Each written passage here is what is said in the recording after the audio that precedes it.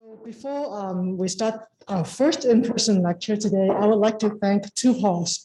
First, I'd like to thank Paul, who's giving us technical support today. And also, I'd like to thank Paul Terwilliger, who's one of the organizers. So thank you for making this meeting possible. And Paul's going to talk to us about distance regular graph, the subconstituent algebra, and also the Q-polynomial property. Okay, so I'm going to talk to you about distance regular graphs, the subconstituent algebra, and the Q-polynomial property. Talk's going to consist of 5 lectures. I'm going to give what you might call a tutorial introduction to distance regular graphs with an emphasis on the subconstituent algebra and the Q-polynomial property. So in this first lecture, I'll talk to you about, well, I'll give an introduction, and we'll talk about distance regular graphs in general. I'll get into some polynomials. So we'll talk about the geometry of the eigenspaces, and I'll get into the Krein parameters and the dual distance matrices. And in the next lecture, I'll talk about reduction rules, the primary T module, the Krein condition, and the triple product relations, called function algebra, the Norton algebra.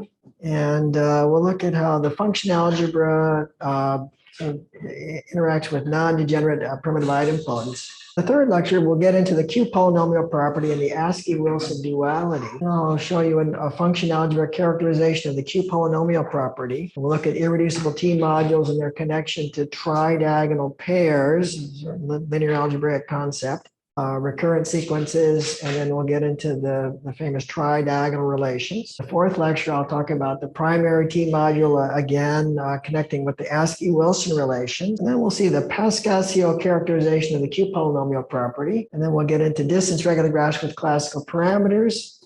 And then finally, the balance set characterization of the Q-polynomial property. And at the very end, I'll discuss some open problems and directions for future research. Okay, and then in my very last lecture, it will be of a slightly different nature. I'll talk about tridiagonal pairs, getting away from distance regular graphs per se, but we'll see the connection as I go along. And we'll talk about tridiagonal pairs and the quantum affine algebra, UQSL2 hat. Okay, so getting into the first part.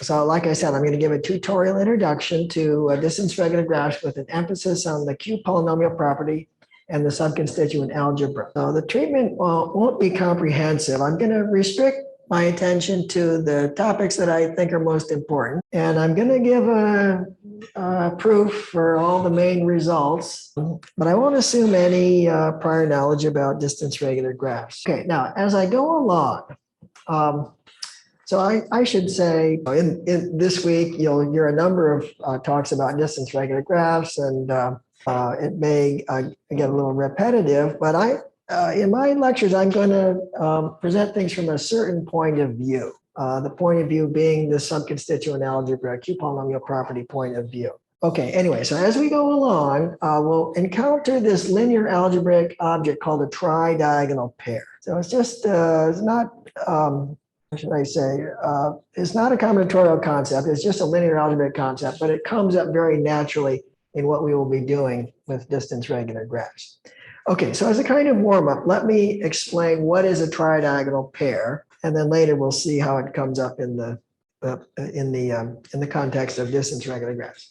Okay, so for this little warm up, there's no graph, there's no combinatorics, it's just linear algebra. Okay, so let's start with an arbitrary field F, and let V be a finite dimensional, non-zero finite dimensional vector space over F.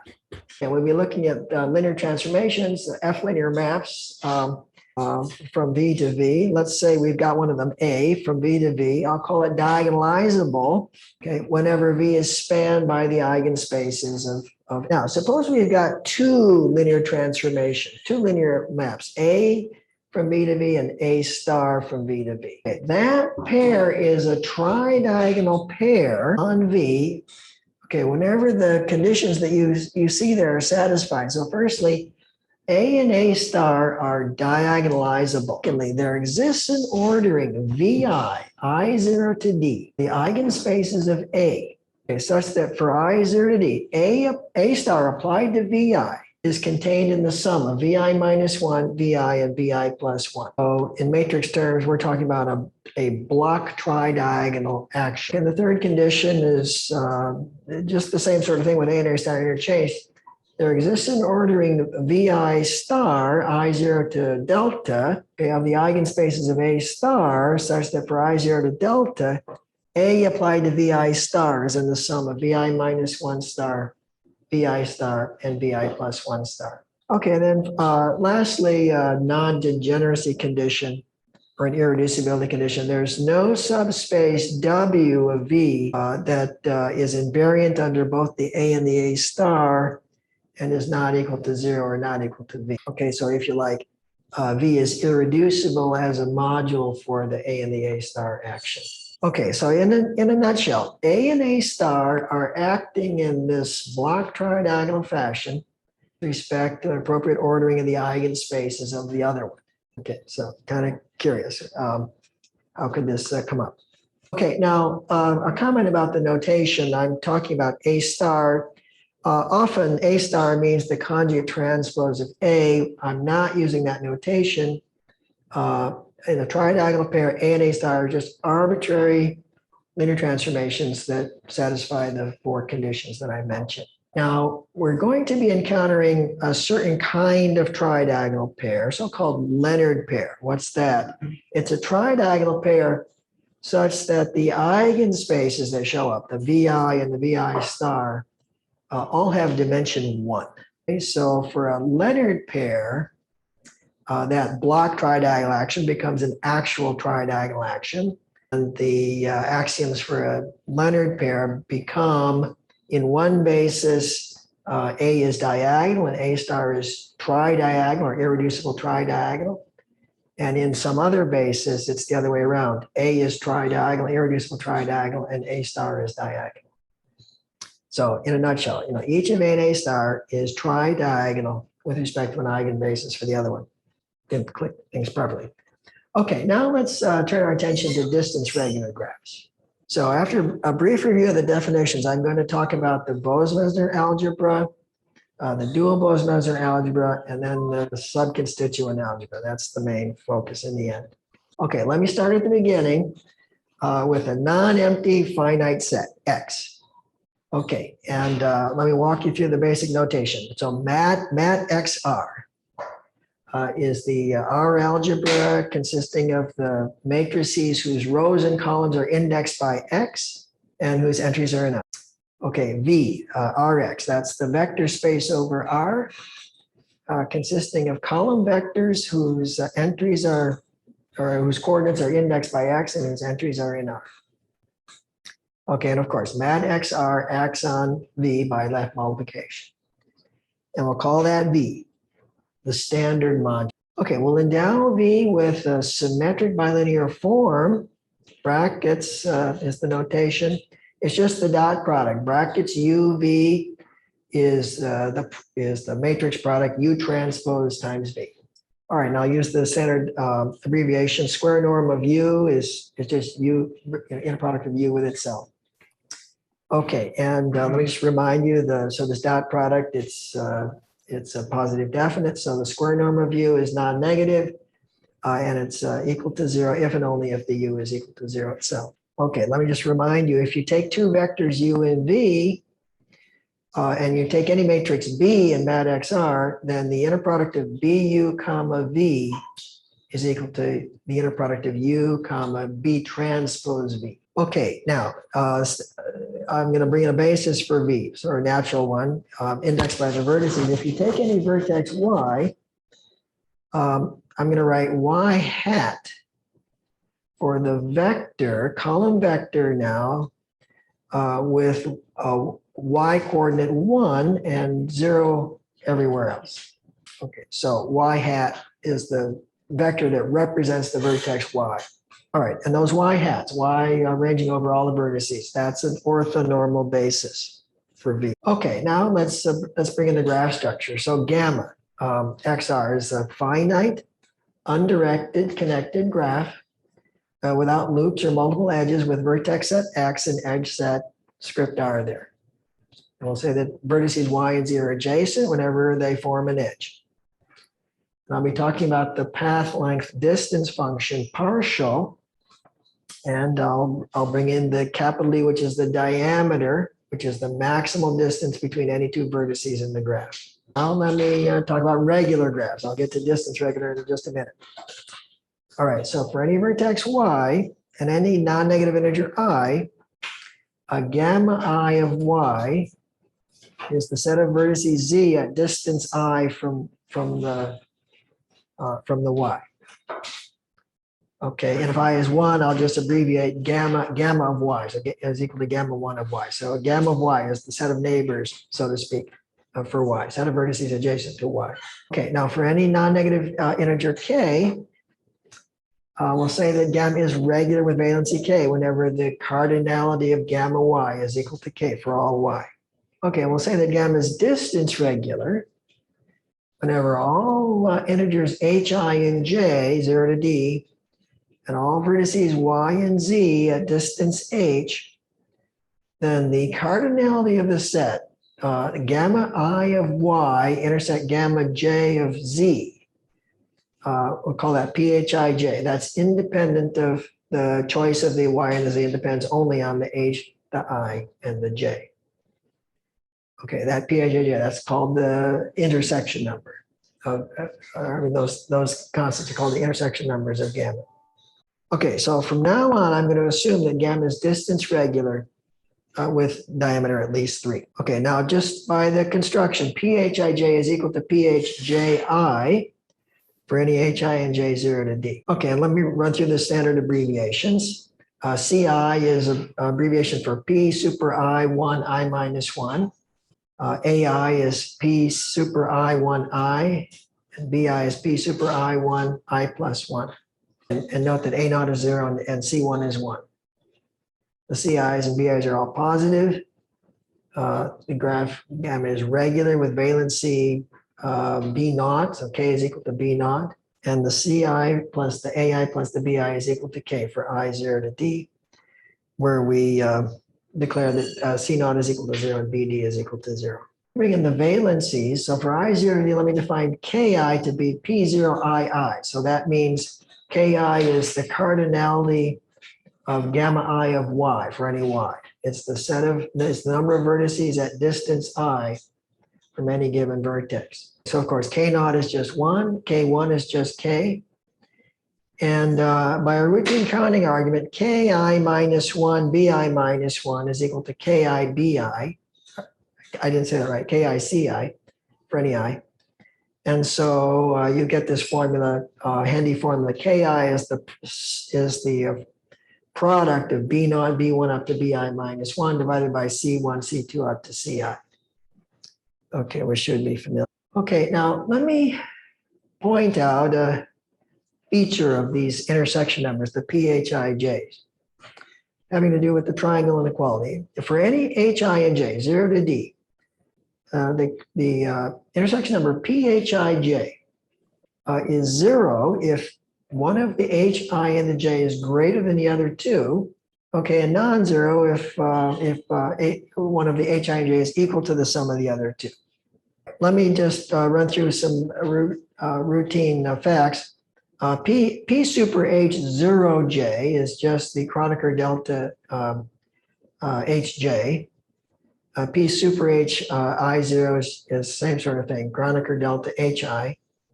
P super 0 IJ is delta IJ KI. And for any H and J, the sum over I of PHIJ is equal to KJ, obtained by routine counting arguments. Okay, now let me bring in the Bose-Mesner algebra. Should be familiar, having to do with the distance matrices. So for any I 0 to D, define a matrix AI in that XR with YZ entry 1 if the distance from Y to Z is I, and 0 otherwise. Okay, so it's a 0, 1 matrix, symmetric 0, 1 matrix. We'll call that matrix the ith distance matrix. All right, and what does the action look like? For any vertex Y, AI applied to y hat is the sum of the z hats, the sum being over all the vertices z in the gamma I of y. So in other words, the sum over all the vertices z at distance I from y. Okay, A1, we'll just abbreviate that as A, that's the adjacency matrix of the graph. Okay, some algebraic facts. A naught is just the identity. The sum of the AIs is J, the all ones matrix. The AIs are symmetric.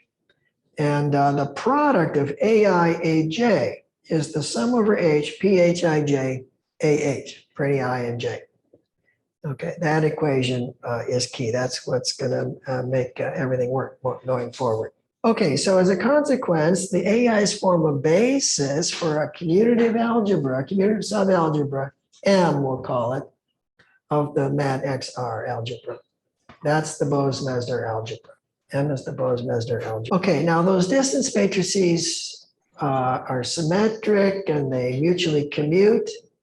They can be simultaneously diagonalized. Consequently, M has a second basis consisting of some elements EI, I'll call them I0 to D, such that E naught is equal to X inverse J, so cardinality of X inverse J.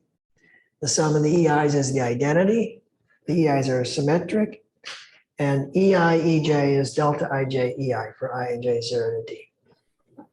Okay, those EIs will play an important role. Those are the primitive idempotents of the Bose-Mesner algebra, or I'll just, okay, now E naught is special. I'll call it the trivial primitive idempotent.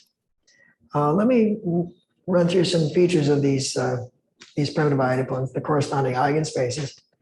The standard module V decomposes into an orthogonal direct sum of the EIVs. Those EIVs, any given EIV, that is a common eigenspace for everything in M. E naught V is just the span of the all ones matrix. All ones vector. A bold one is how I'll denote it. So bold one is the sum of the y hats, y a vertex. Now let's see, for every I0 to D, let me define MI to be the dimension of EIV. So the dimension of the ith eigenspace. That MI can be computed as the trace of the EI. Okay, let me get into the dual Bose-Mesner algebra now. So at this point, we're going to fix a vertex and everything going forward is going to depend on, nominally depend on our choice of vertex. Okay, so it goes like this. So for I0 to D, I'll define EI star of X, again, depending on X. It's the diagonal matrix in MAT-XR with YY entry 1 if X and Y are at distance I and 0 otherwise. So we often call the set of vertices at distance I from X the ith subconstituent with respect to X. So EI star, the YY entry is going to be 1 if Y is in the ith subconstituent with respect to X and 0 otherwise. Okay, that EI star, we'll call that the ith dual primitive idempotent of the graph with respect to X. Okay, now what does the action on vectors look like? So for any vertex Y, EI star applied to Y hat is just going to be Y hat again if X and Y are distance I, and 0 if the distance is something else. Okay, so just by basic linear algebra, the sum of the EI stars is equal to the identity. The EI stars are, of course, symmetric. And EI star times EJ star is going to be delta IJ EI star. So algebraically, the EI stars look rather similar. Okay, anyway, so by the facts that I just mentioned, the EI stars form a basis for another commutative subalgebra, M star, I'll call it, M star of X, subalgebra of the MAT-XR. Okay, that M star, that's the dual Bose-Mesner algebra of the graph with respect to X. All right, now I mentioned the subconstituents. For any I, 0 to D, EI star V is the span of the Y hats where Y ranges over the vertices in the graph at distance I from X.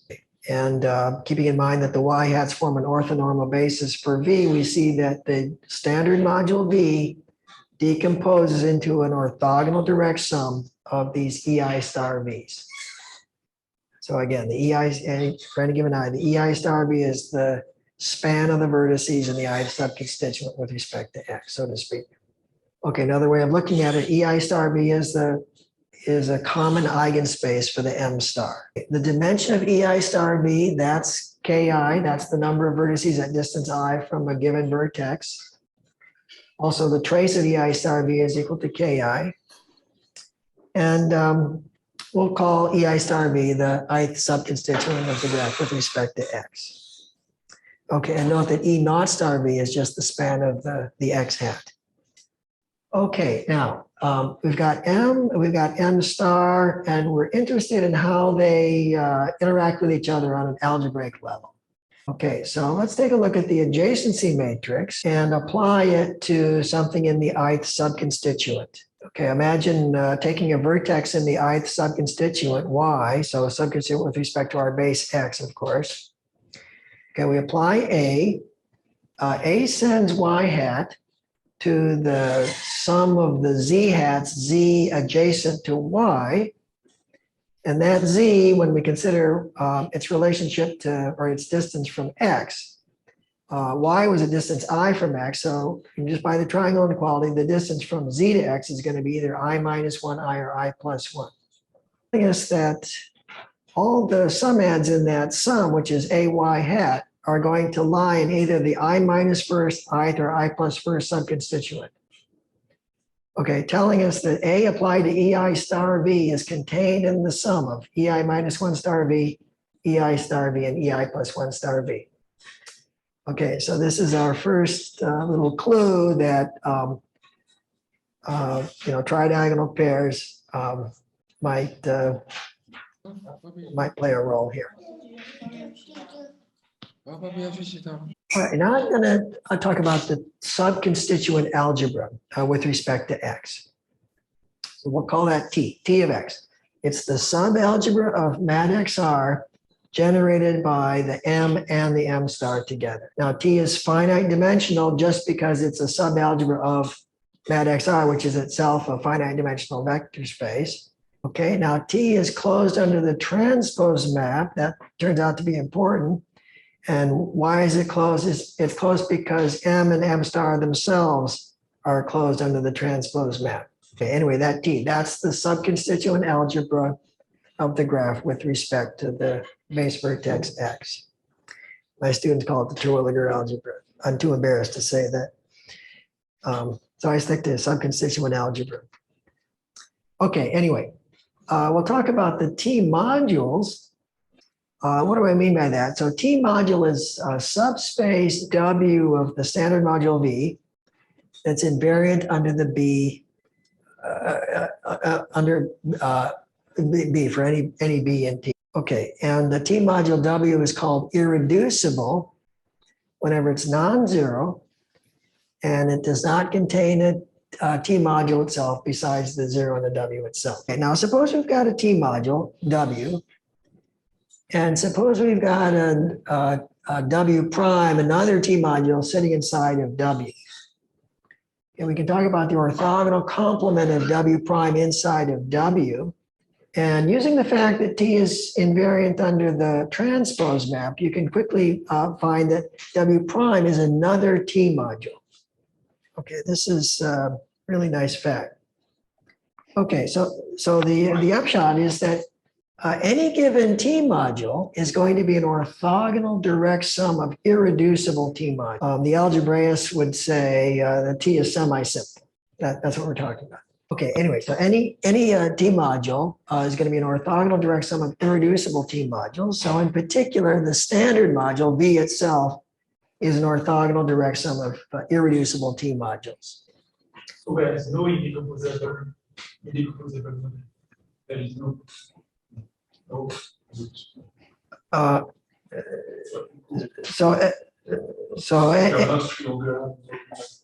So you get complete reducibility. So any T module whatsoever is going to be You just need to point. How do you prove that? By seeing on the previous slides. This is the I'm sorry, what was how your do name? you prove it's Each one has a complement. Each has a complements to each match. Yeah, that's the point. So if you start with a T module and you have a submodule, W prime, then you have this orthogonal complement of W prime sitting inside of W, and that is another T module. how do you prove that? That comes from the fact that T is invariant under the transpose map. And you use the fact that you've got this inner product, BU comma V is equal to U comma B transpose V. And if B was in T, B transpose is in T as well. And you play with that a little bit and you see that the orthogonal complement of a T module is again a T module. Yeah, this is a good point. That's a key point that makes it all work. Are we okay? All right. So the equation you see at the bottom there turn out to be important. So the cardinality of x times E naught star, E naught star is equal to E naught star. And then dually, cardinality of x, E naught star, E naught is equal to E naught. Now these equations shouldn't be too surprising. E naught star and E naught have rank 1. If you took a triple product of the following form, E naught star times just anything in mat XR times E naught star again, just from the fact that E naught star is rank 1, you're going to get some scalar multiple of E naught star back. Okay, and you play with the trace a little bit and you find that the scalar is going to be 1 over the cardinality of x. Okay, and then the same kind of argument applies to the E naught instead of the E naught star. All right, now we're going to talk about some polynomials. So in the context of association schemes, distance regular graphs are often called p-polynomial association schemes. The polynomial name has to do with the polynomials I'm about to discuss. Okay, so what are they about? I'm going to talk about, in the end, two sequences of polynomials. They're very closely related. Basically, the one is the same as the other with a different normalization. Both normalizations sort of come up naturally, and so it's worth talking about them separately. All right, anyway, so starting with the distance matrices. I mentioned that equation, AI times AJ is equal to the sum over H of PHIJ AH. If you take the case where J is equal to 1, the equation boils down to the following. A times AI is equal to BI minus 1, AI minus 1, plus AI plus CI plus 1, AI plus 1. Okay, for I1 to D minus 1. And when you get to the end, it looks a little bit different. A times AD is equal to BD minus 1, AD minus 1, plus AD. Okay, so these are the, should be familiar. The first non-trivial algebraic fact you encountered when you look at distance regular graphs. Okay, my polynomials will be in an indeterminate lambda. Usually it's f of x, but x is taken. R brackets lambda is going to be the R algebra of polynomials in lambda that have all coefficients in R, of course. Okay, and mimicking what we saw with the AIs in the previous slide, let me define some polynomials VI. I0 to, we're going to go up to D plus 1 for a reason that you'll see shortly. V naught will be 1. V1 is the variable lambda. Okay, then for every I1 to D, lambda times VI is equal to BI minus 1, VI minus 1, plus AI VI plus CI plus 1, VI plus 1. And when you get up to I equals D, we have the question coming up, what is CD plus 1? We will just declare that is equal to 1. Okay, just for convenience. Okay, so that equation, that recurrence there is meant to mimic what we saw in the previous slide with the AIs. When you compare the AI recurrence with the VI recurrence, you get the following effect. So first of all, the degree of VI is equal to I. Okay, for every I, 0 to D plus 1. And the leading coefficients are, as you see there, the coefficient of lambda to the ith power is going to be 1 over C1, C2 out to Ci. Okay, and the key main point here is that VI of A is equal to AI. Okay, that's for I 0 to D. And VD plus 1 of A is equal to 0. Now, why exactly is it equal to 0? If you go back to the VI slide and the AI slide, if you look at the very last term in the 3-term recurrence for the AIs and then similar for the VIs, you'll see that VD plus 1 of A is the, or think of it as sort of the error term, sort of the missing term when you look at things from the point of view of the AIs. And so the only way to make the VI version and the AI version consistent is to have that VD plus 1 of A is equal to 0. Right, so what does that mean? Well, a number of things. So first of all, M is generated by A. Also, the minimal polynomial of A is essentially that VD plus 1. Up to a scalar, it's just the VD plus 1. The scalar is C1, C2 out to CD. Okay, so what I've explained so far shows us how to find the minimal polynomial of the A. Okay, we just run through that 3-term recurrence out to VD plus 1. Slightly unnatural, but the significance of the VD plus 1 is that that is the minimal polynomial of A. Okay, now let's talk about the eigenvalues of the adjacency matrix A. Those EIs, those primitive idempotents, they form the basis for the Bose-Mesner algebra M. So we can write A in that basis, and the coefficients that show up, I'll call those theta I. So I write A as a sum over I 0 to D of theta I EI. Okay, and we immediately recognize that those theta i's, those are the eigenvalues. Now, to be more explicit about it, I have the following claim. So first of all, the polynomial VD plus 1 has D plus 1 mutually distinct roots, and they are the theta i's. The eigenspaces of A are the EIVs, I 0 to D. Okay, I said earlier that the EIVs were the common eigenspaces for the M, but now we see that everything in M is a polynomial in the A, so we can just think of the EIVs as eigenspaces for the A alone. Okay, and then finally, for I 0 to D, theta I is the eigenvalue of A associated with the EI. Okay, so I'll call theta I the ith eigenvalue of the graph with respect to the given ordering of the primitive idempotents.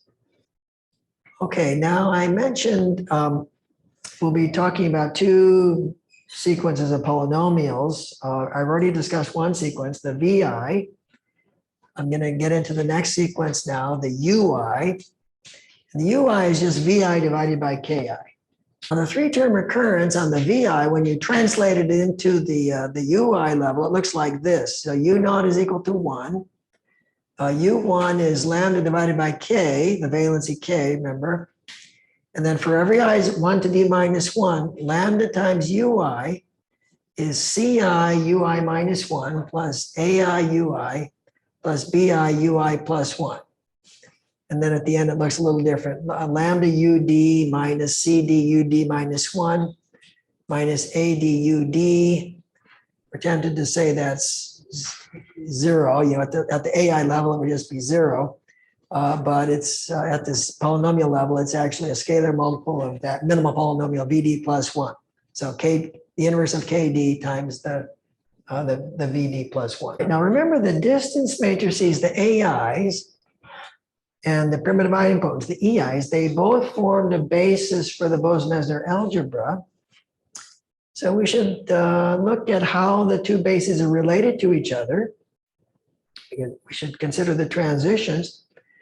Okay, so this lemma explains what the coefficients look like when you do the transition. So for every j 0 to d, aj is the sum over I of vj applied to theta I ei.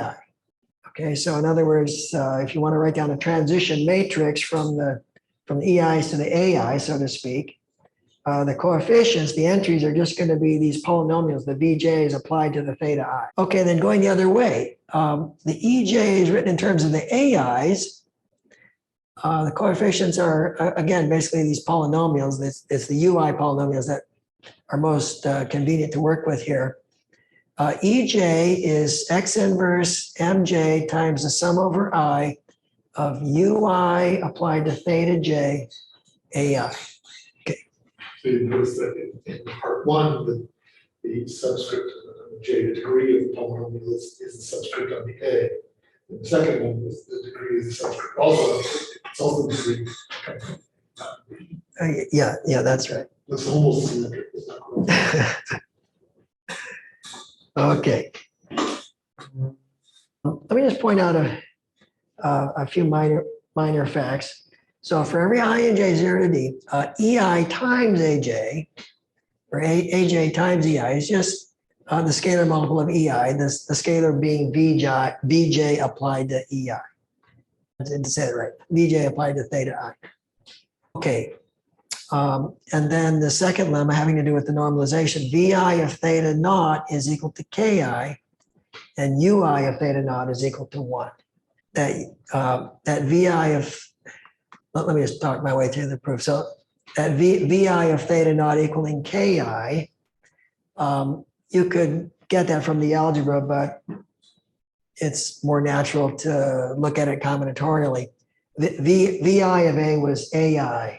And AI has constant row sum Ki, and theta naught is associated with the eigenspace spanned by the all ones vector. If you look at AI times the all ones vector, it's an eigenvector with eigenvalue Ki. That's where that first equation comes from. Okay, and UI was VI divided by KI. So of course, UI of theta naught is going to be KI over KI. In other words, just 1. Okay, now it's often said that the UIs and the VIs are orthogonal polynomials. I want to explain what that means. What are they talking about? I'm going to bring in a bilinear form. I've already brought in a kind of bilinear form, but I'm going to bring in another bilinear form.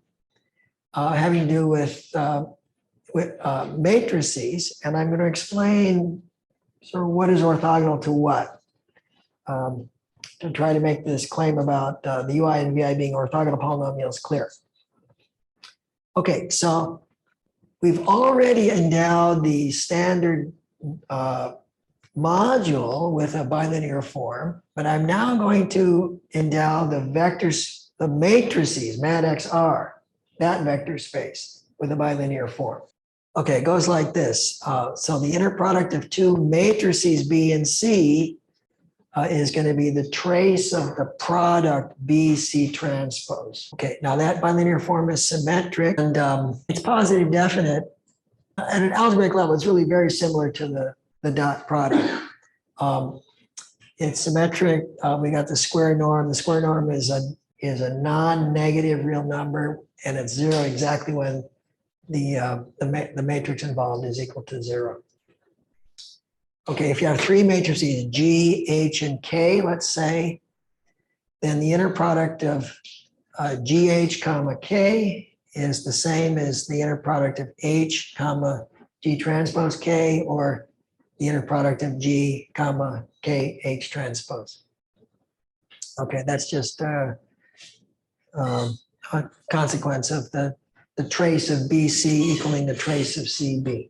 Okay, now we have some interesting matrices floating around, the EIs and the AIs. We ought to look at their inner product. And the first nice thing that jumps out at us is that the EIs are orthogonal, and also the AIs are orthogonal.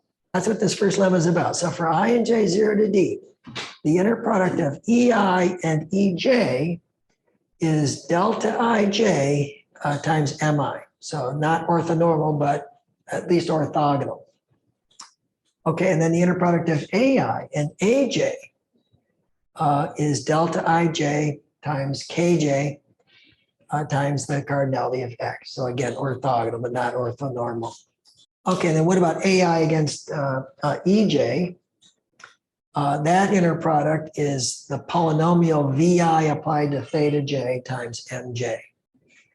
Okay, that, okay.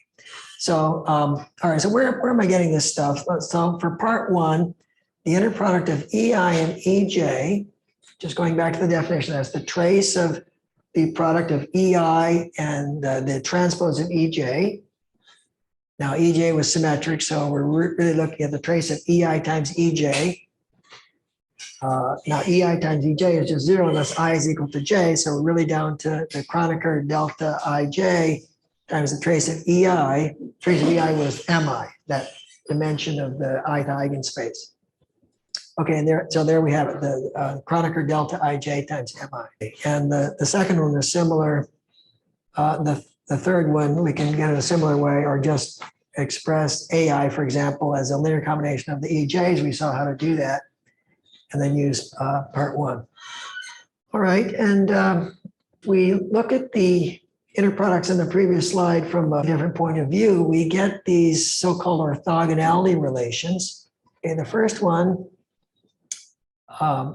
tells us that for any I and j 0 to d, sum over L, let's say, of 0 to d, of u sub L theta I times u sub L of theta j KL, okay, is delta ij mi inverse times the cardinality of x. So in other words, we're taking kind of a weighted sum of products involving the ULs applied at theta I and theta j, and we're getting 0 unless I is equal to j. So the UIs, this equation expressing a kind of orthogonality involving the UIs.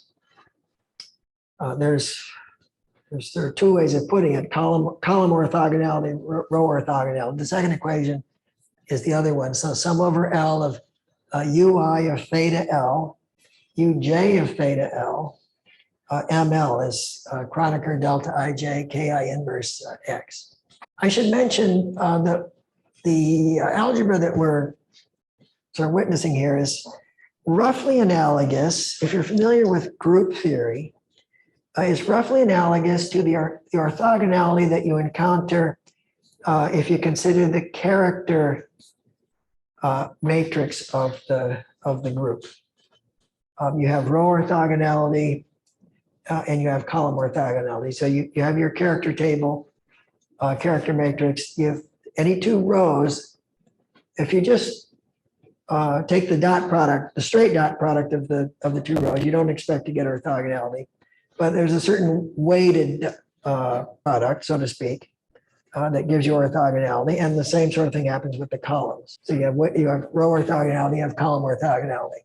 Okay, so essentially the same sort of thing is happening here. So more precisely, where am I getting this? That first equation is coming from the matrix inner product EI comma EJ is delta IJ MI. How's that? If I take those two EIs, I write them both as a linear combination of the distance matrices. And I simplify the resulting equation using my known inner products between the distance matrices. I know the distance matrices are orthogonal. Okay, and so after the dust clears, I get this first orthogonality relation. And the second orthogonality relation comes from the inner product equation AI comma AJ is delta IJ Ki times X. So in that equation, I eliminate the AIs. I write those in terms of the primitive idempotents and play the same game. I know that the primitive idempotents are orthogonal and so on. So these orthogonality relations, they are sort of in disguise the matrix orthogonality equations. They're much simpler than coming from the previous slide. Okay, now the equations I showed you on the previous slide, those involve the UIs. Here's how they look in terms of the VIs. It's the same sort of thing. Sum over L, for any I and j 0 to d, the sum over L of VL of theta I VL of theta j, KL inverse is equal to delta ij mi inverse times x. Okay, that's row orthogonality, and then column orthogonality looks like sum over L of VI of theta L, Bj of theta L, ML is equal to delta ij ki times x.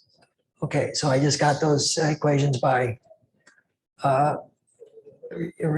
replacing ui by ki over vi over ki on the previous slide. Anyway, so I've already used the phrase, but let me emphasize. So those equations on the previous two slides, those are the so-called orthogonality relations for the polynomials, the ui and the vi. Okay, now let me get into some formulas, some handy formulas involving the intersection numbers. Hi and j, phij can be realized as an inner product. Hij is x inverse kh inverse times the inner product of aij comma ah. Okay, or since the inner product is symmetric, comma aiaj. Okay, now where am I getting this? Very easy to verify.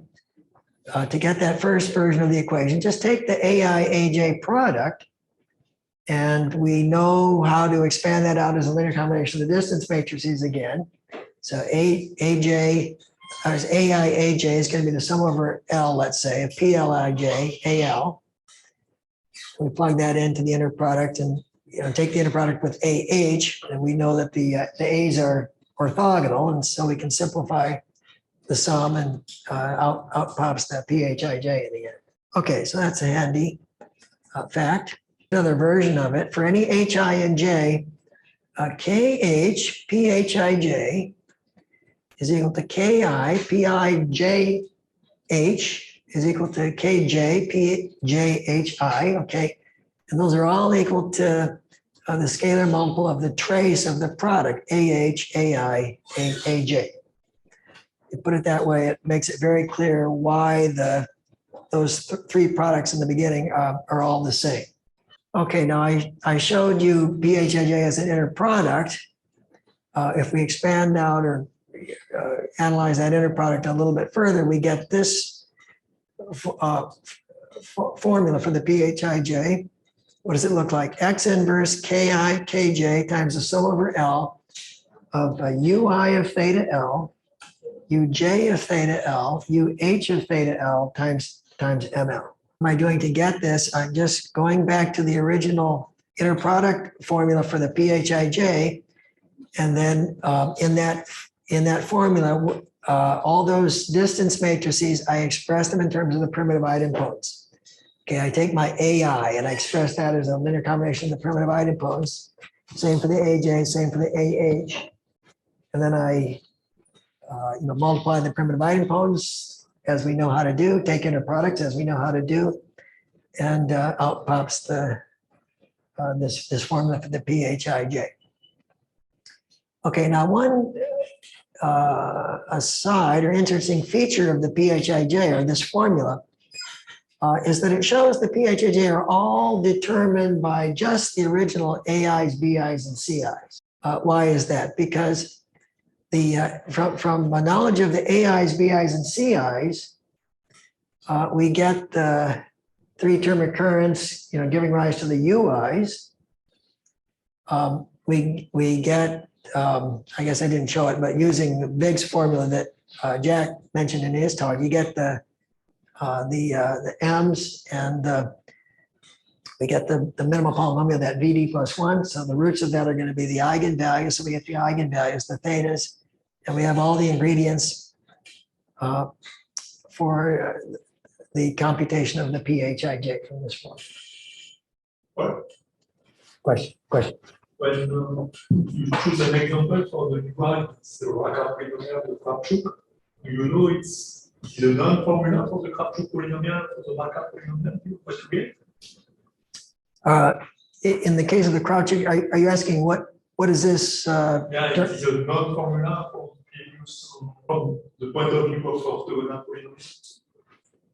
Right. So, let's see. So for the Kravchuk case, those intersection numbers are given by product, and that product is expressed here as a sum, and so we're getting a summation formula. A sum is equal to a product, and that is offhand I can't remember which summation formula it is, but surely it's going to be one of the standard formulas that you can find in the textbooks. So in the classic cases, these reduce to known. These are going to reduce to known summation formulas. Yeah, absolutely. Okay, now, let me talk about the geometry of the eigenspaces. So remember the standard module, the V, and the adjacency matrix A.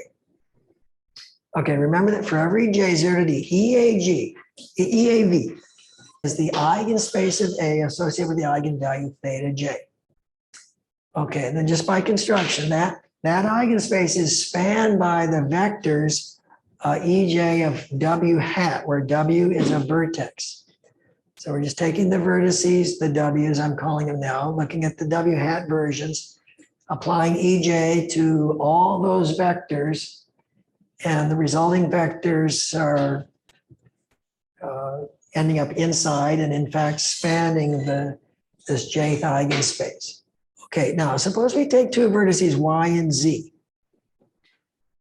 We could look at, I've written down 6 scalars at the bottom there, the inner product of EJ Y hat with EJ Z hat, or the inner product of just Y hat with EJ Z hat, or the inner product of EJ Y hat against Z hat, or the YZ entry of EJ, the Y coordinate of EJ Z hat, or the Z coordinate of EJ Y hat. These scalars are all the same.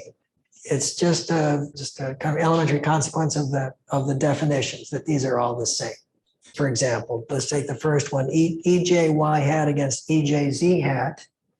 Okay, that's equal to, just take that first EJ and kind of pull it over to this other side at the cost of throwing in the transpose. It would be a Y hat against EJ transpose Z hat, but EJ transpose is just EJ, and EJ squared is equal to EJ, so you're just down to the inner product of the Y hat against EJ Z hat.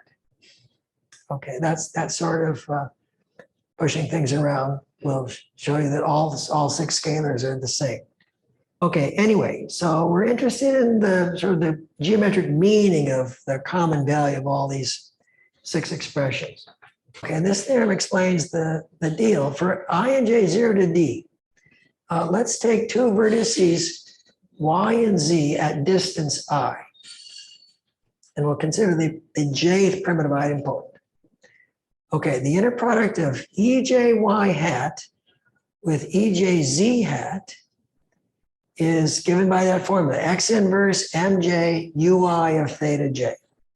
Okay, so up to this scalar, it's UI applied to theta J is controlling this cosine. Okay, now taking the special case where Y is equal to Z, so in other words, I is equal to 0. If we just set I equal to 0 in that first part, so U0 is just 1, of course, so we're just looking at X inverse MJ. So square norm of EJ Y hat or EJ Z hat, it's just X inverse MJ.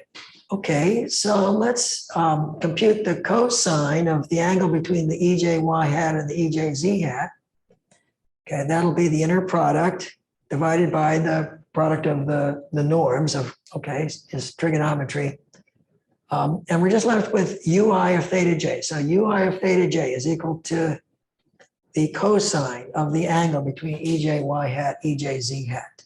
Okay, and so by way of proof, so I'm just using, for that first line, I'm just using the expansion of EJ written out as a linear combination of the distance matrices. Okay, anyway, so just to emphasize, if Y and Z are at distance I, we're looking at the jth eigenspace, the EJ of Y hat, EJ of Z hat. Okay, that inner product is the scalar multiple of UI applied to theta J. Like UI applied to theta J is the cosine of the angle between the The two vectors I'm describing, the EJY hat and the EJZ hat. It's past 12:15. Oh, is that right? I'm pretty close to the end. Okay, anyway, so those cosines, the UI applied to theta j, because they are cosines, are going to be between -1 and 1. Okay, and just to look at some extreme cases, if UI of theta j is 1, that's equivalent to saying that the EJY hats equal the EJZ hats for all y and j at distance I. That's also equivalent to saying there exists a pair of vertices y and z at distance I where EJY hat is equal to EJZ hat. Okay, and then looking at the other extreme, if UI of theta j equaling -1 is equivalent to EJY hat equaling the opposite of EJZ hat for all y and z at distance I, which is equivalent to their existence of a pair y, z at distance I, where EJ of y hat is equal to EJZ hat. Now, let me explain the notion of non-degenerate for primitive idempotents. So it starts like this. So for every j0 to d, the following are equivalent. UI of theta j is not equal to 1 for every I 1 to d. That's equivalent to the vectors EJY hat, y of vertex being mutually distinct. And that's only going to happen if the j is not equal to 0. Okay, we'll say that EJ is non-degenerate whenever those two equivalent conditions hold. Okay, so the key thing to keep in mind is the EJ non-degenerate means that when you project the vertices into the jth eigenspace, the images are all distinct. I mentioned the UI theta j's are cosines, so we'll call the sequence UI theta j I0 to d, we'll call that the cosine sequence of EJ or theta j. Okay, just to finish up, here's a result that explains how to compute the cosine sequence. If you're given a real number theta and a sequence, any sequence of real numbers sigma I0 to d, the following are equivalent. So firstly, theta is an eigenvalue of gamma with cosine sequence sigma I. Secondly, sigma naught is 1, sigma 1 is theta over k.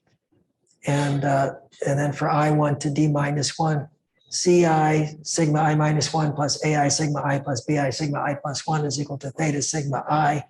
And then it looks a little bit different at the end. So that's kind of variation on that 3-term recurrence that we saw at the UI polynomial level. I'll tell you what, I'll stop here. I won't skip this material. I will pick up where I'm leaving off right now in my lecture tomorrow. And hopefully by the end of the week, I'll be able to resort things so we get through all the good material. Okay, anyway, so I'll stop there.